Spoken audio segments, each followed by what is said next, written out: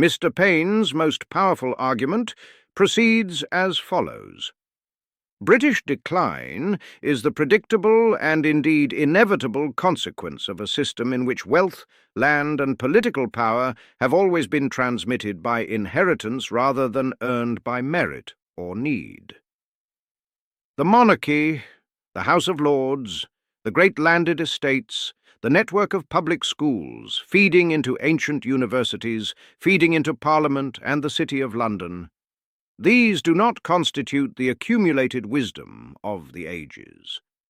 They constitute a closed circuit that allocates opportunity by birth and transmits advantage across generations, regardless of merit or contribution.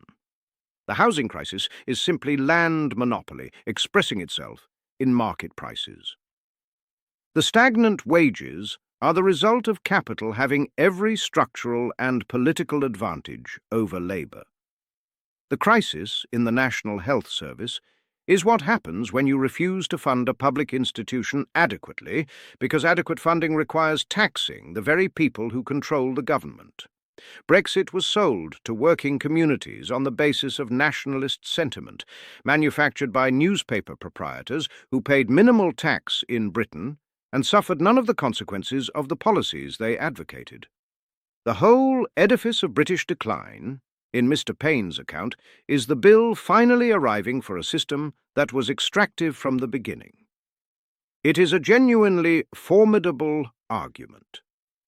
I want you to see that I have understood it before I explain why it is, in its essential structure, completely wrong. That was almost fair. You left out the part where every human being has natural rights that no government can legitimately override, and the part where the people have an absolute right to alter or abolish any form of government that fails to serve them. But I will accept the summary as broadly accurate and move directly to destroying your position in return. Next time on Philosopher's Talk.